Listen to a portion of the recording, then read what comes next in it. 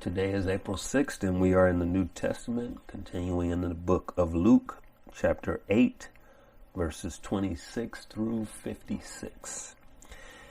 And here we will read, Then they sailed to the country of the Gerasenes, which is opposite Galilee. And when he came out onto the land, he was met by a man from the city who was possessed with demons, and who had not put on any clothing for a long time, and was not living in a house but in the tombs. So picture it, this man is possessed with demons and he's running around naked and has been doing this for a long time. Seeing Jesus, he cried out and fell before him and said in a loud voice, What business do we have with each other, Jesus, Son of the Most High God? I beg you, do not torment me. So obviously this demon knows who Christ is, and so he speaks to him and says, why are you here? He was obviously afraid and may have been concerned that it was the time of the coming where they would be bound and put in the hell. So anyway, verse 29, for he had commanded the unclean spirit to come out of the man, for it had seized him many times, and he was bound with chains and shackles and kept under guard. And yet he would break his bonds and be driven by the demon into the desert. And Jesus asked him, What is your name? And he said, Legion, for many demons had entered him. They were imploring him not to command them to go away into the abyss.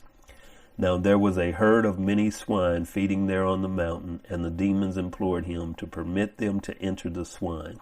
And he gave them permission, and the demons came out of the man and entered the swine, and the herd rushed down the steep bank into the lake and was drowned. Now, notice how when Jesus is removing demons, he would just command them out, whereas these false prophets or preachers today, all that dramatic stuff that goes on when they do all these seances or sermons or preaching and teachings about pulling demons out, it's not the same, and it's only because Jesus was true and the true God who could command demons while these other people are not. It's simply something that people should not be doing, because that is not what God has established. So continuing on, verse 34, when the herdsmen saw what had happened, they ran away and reported it in the city and out in the country. The people went out to see what had happened, and they came to Jesus and found the man from whom the demons had gone out, sitting down at the feet of Jesus, clothed and in his right mind, and they became frightened. Those who had seen it reported to them how the man who was demon-possessed had been made well. And all the people of the country of the Gerasenes and the surrounding district asked him to leave them, for they were gripped with great fear. And he got into a boat and returned. But the man from whom the demons had gone out was begging him that he might accompany him.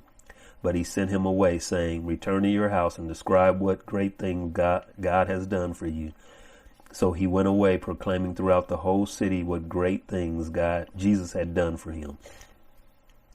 And as Jesus returned, the people welcomed him, for they had all been waiting for him. And there came a man named Jairus, and he was an official of the synagogue, and he fell at Jesus' feet and began to implore him to come to his house, for he had an only daughter, about 12 years old, and she was dying. But as he went, the crowds were pressing against him. And a woman who had a hemorrhage for 12 years and could not be healed by anyone came up behind him and touched the fringe of his cloak, and immediately her hemorrhage stopped. And Jesus said, Who is the one who touched me? And while they were all denying it, Peter said, Master, the people are crowding and pressing in on you. But Jesus said, Someone did touch me, for I was aware that power had gone out of me. When the woman saw that she had not escaped notice, she came trembling and fell down before him and declared in the presence of all the people the reason why she had touched him and how she had been immediately healed. And he said to her, "Daughter, your faith has made you well. Go in peace." And again, notice when it's Christ or his appointed apostles, they heal immediately and they remove demons immediately. So anything short of that is some falsehood, some sort of pretense, some sort of evil magic. So anyway, that's just the way I understand and see things as you read through the scriptures. Verse 49, while he was still speaking, someone came from the house of the synagogue official saying, "Your daughter has died. Do not trouble the teacher anymore." But when Jesus heard this, he answered him, "Do not be afraid any longer, only believe, and she will be made well." When he came to the house, he did not allow anyone to enter with him except Peter and John and James and the girl's father and mother. Now they were all weeping and lamenting for her, but he said, "Stop weeping, for she has not died, but is asleep." And they began laughing at him, knowing that she had died. He, however, took her by the hand and called, saying, "Child, arise." And her spirit returned, and she got up immediately and gave her orders for something to be given her to eat. He gave orders for something to be given her to eat. Her parents were amazed, and he instructed them to tell no one what had happened. All right, another miracle of Christ that was witnessed before many, and